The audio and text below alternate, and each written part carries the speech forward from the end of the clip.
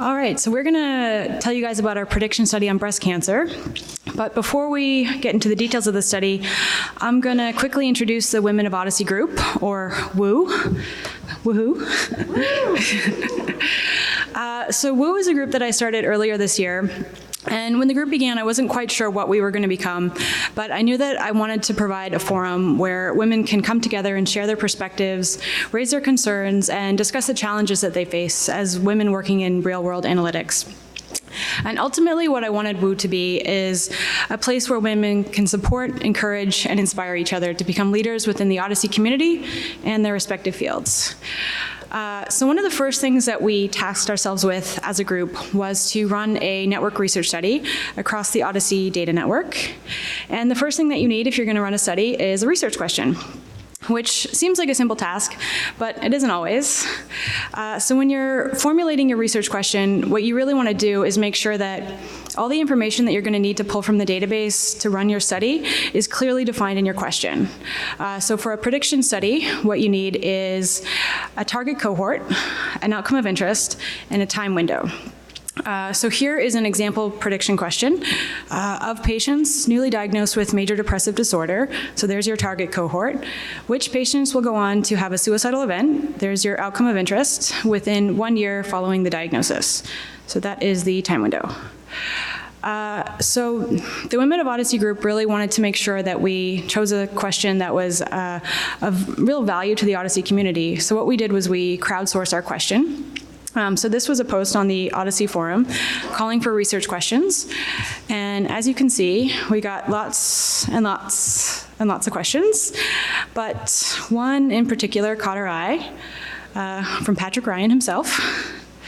So Patrick's question was, amongst women aged 40 to 74 who undergo a screening mammography and who do not have prior breast cancer, which patients will go on to develop breast cancer in the 90 days to 3 years following the screening mammography? So really what we're asking with this question is, if you're a woman and you've had a negative screening mammography, what are your chances of developing breast cancer in the future?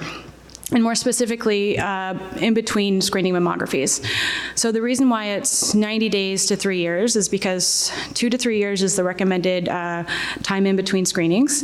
And we chose 90 days because we wanted to make sure that we were predicting breast cancer, and a breast cancer diagnosis shortly after the first mammography is likely a diagnosis that was detected during that mammography. So why is this question important? Well, there are a lot of women out there who, they go for the regular screenings and they have a lot of anxiety leading up to the mammography. And there are a lot of patients who might overestimate their risk, which really adds to the anxiety that they feel. And then on the flip side of that, there are patients who might underestimate their risk and choose to forego the screening. So ultimately what we want to do with this research study is really quantify the risk of developing breast cancer following a negative screening mammography so that patients can make informed, confident decisions about their preventative care. So now that we have our research question, Kristin Kostka is going to tell us how to turn that into a protocol. So show of hands, how many people wrote a protocol the last time they were running a study? Before you actually ran the analysis? Okay, I sort of believe you. I can't really see you guys, so I'm just going to believe you. So I'm Kristin Kostka, not to be confused with my boss, Christian. I work at IQVIA, and I torture you guys in the community to write protocols. And you might think, I'm just terrible. What are you doing? But protocols are an important part of network research. You can read about it in the Book of OHDSI, or I can give you the Cliff Notes here. A protocol is important because it tells you who's in charge, what are we doing. It pre-specifies the methods that we are using. It talks about the study populations, the methods, the quality control. We even go into the diagnostics, our analysis plan. We get a little honest with the strengths and limitations, pre-specified out of the gate where we think we might go wrong. We talk about the protection of human subjects and our plans for disseminating and communicating results and our references. So we've heard a lot about this pre-specification, and this is a critical piece here. And I know, it's a lot of work, but this is an important piece because as we recruit people to participate in our studies, we need to be transparent with where we go and what we're doing. So if you've forgotten in the last minute and a half where we're studying, I'll remind you of our study population. Our target are women aged 40 to 74 who undergo a screening mammography who do not have prior breast cancer, so they're negative mammography. And the outcome are individuals who develop breast cancer. And we're looking at the 3 months to 3 years after that index. And maybe you're a visual learner, maybe these tables are just a jargon of words. You could draw a beautiful target cohort diagram here, you can put your index state, talk about our time window that we're looking at. And if you're really lucky, you might have like a tool like Atlas that does it for you. It's crazy. Or maybe you have a really fun friend who can also help you do this and draw it for your outcome cohort and help you identify that diagnosis of breast cancer that you're looking for. And ultimately, these little artifacts become the pieces of knowledge we put into the protocol. But that's not where we stop. We've been talking a lot about the community and the power of having lots of different sites that we can join us in this journey. So your protocol needs to live somewhere. Your protocol needs to grow up and stand on its own 2 feet and hopefully have enough of its own knowledge that it can be used by other investigators. So if you'd like to find our protocol, you can find it on the OHDSI study protocols /tree/master/final-woo. I'm gonna quiz you on how to spell that in a minute. But when you get there, should you arrive, you'll find a little overview of who we are as the responsible party in case you've never heard of this thing woo and it just sounds like an Americanism. You'll see an executive summary of our study, some study milestones, and most importantly, instructions to run the package.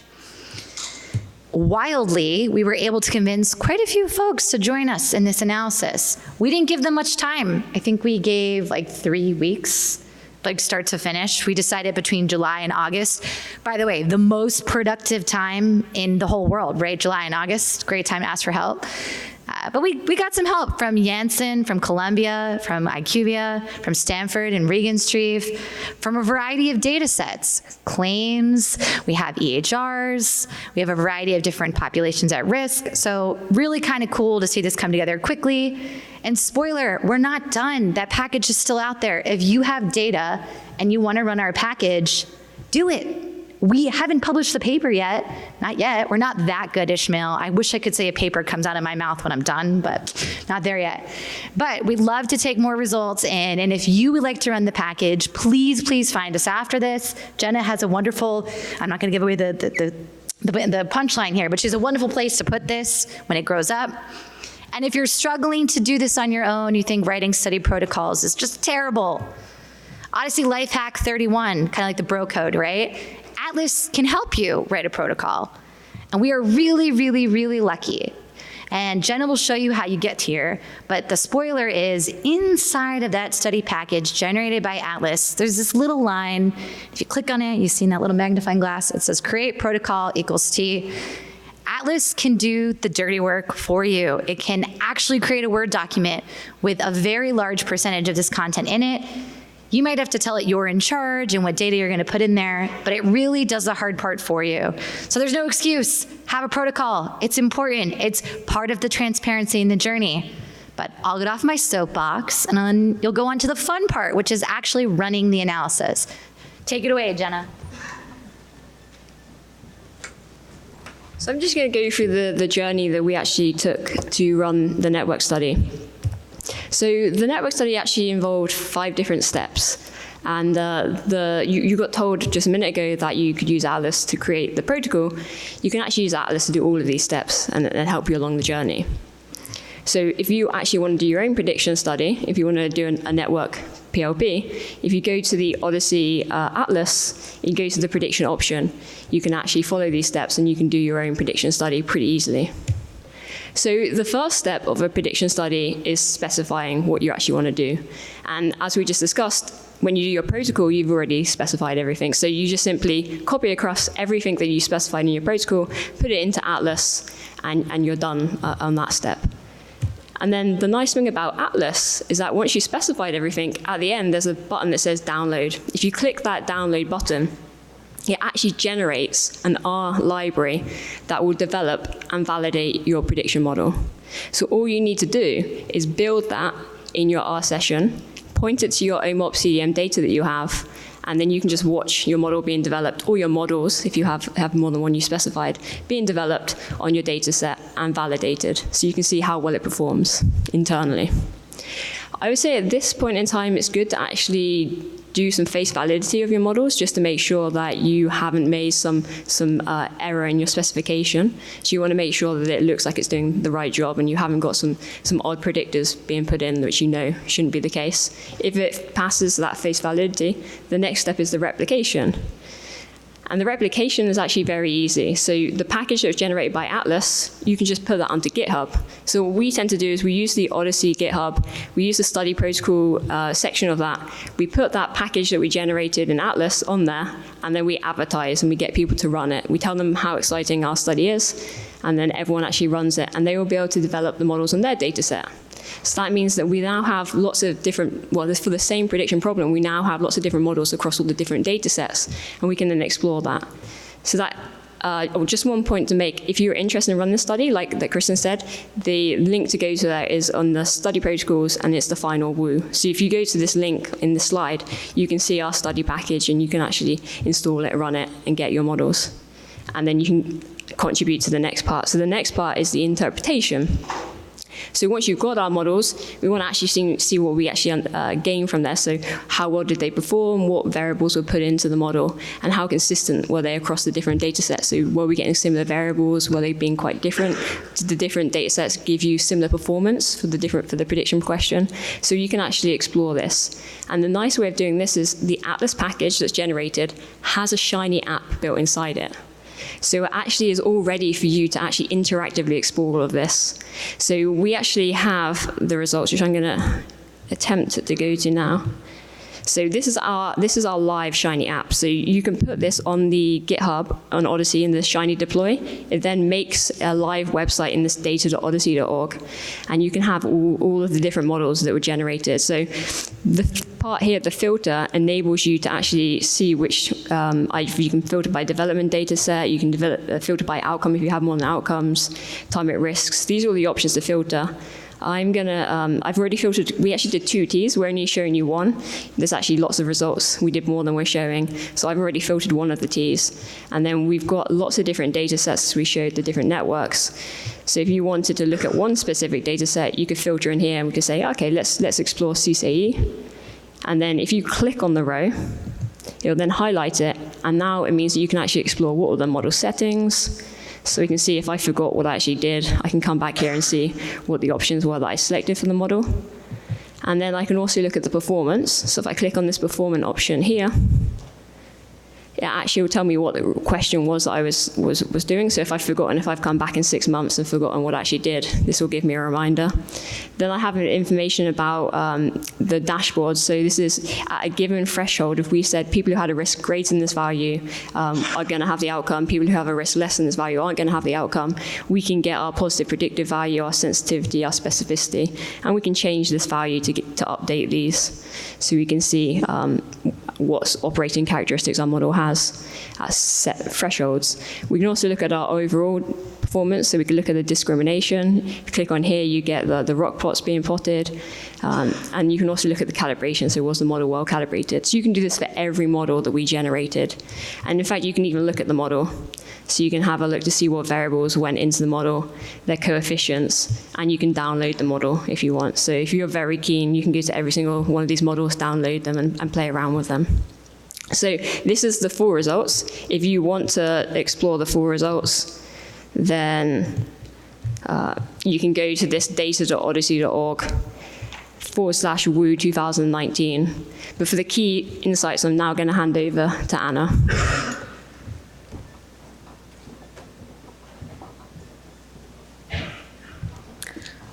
So my first words are extremely common in OHDSI, and I'm also going to say them. So this is the largest study that has ever been done on predicting breast cancer. So we ran our study on 11 databases, and we got more than 3 million patients at risk, and then we got more than 20,000 of new breast cancer cases. And at the beginning of our study, we actually wondered what the risk of getting breast cancer after a negative mammography is.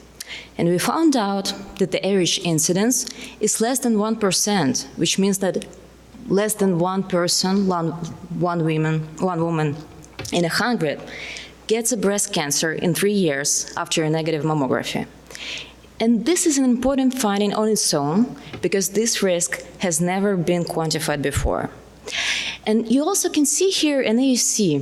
So on the average, it's 0.65, and Ismail in his previous talk mentioned that their AUC was around 0.86. So you may wonder, why should we even spend time on discussing the model that doesn't perform that well? So in the further slides, we'll try to show how this model is important and how we can make use of it in real clinical practice. So let's take a look at the covariates. And we plotted all the covariates across all the data sets to show the strengths of association on the x-axis and the number of databases that they can be found in on the y-axis. And you can see that the green quadrant is the best because it's the strongest covariates, and then they're consistent across databases, so they can be found in most of the databases. But then almost all of our covariates were weak. But luckily enough, some of them were in the many databases, so they were consistent. And actually, these were the covariates that we expected to see, like lesion of breast, or age groups, or age-related disorders. But there were also some covariates that were unexpected. Like we didn't expect to see motor vehicle accident as a predictor of breast cancer. But there also were some interesting covariates like viral infections that might be worth exploring in the future population-level estimation studies. So we gained some insights from covariates as well, although some of them probably doesn't make a lot of sense.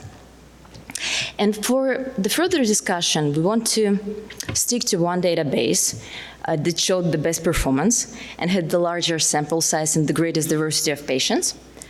So for this model, we had a reasonable discrimination, maybe because the rate of outcomes were rare, but we get a good calibration. And specifically, we get a good age calibration, which basically means that the model performs good regardless of how old the patient was. And what else you can see on this plot is that the risk of getting breast cancer actually increased with age, which perfectly correlates with the current findings. So what else can our model tell you? So we already said that around one person in 100 will get a breast cancer in 3 years after a negative mammography. So do we have a way to figure out who this person is? And first, let's think of the typical approaches in the real world without having predictive models. So the first one is to do nothing because the mammography came negative. The second unlikely scenario is that we will apply some sort of preventive interventions to all of the patients. And the third one, which is closest to reality, is that clinicians will use some sort of heuristic to determine the risk and then will act upon this heuristic. So do we have a way to use our model to help those heuristics and to help clinicians?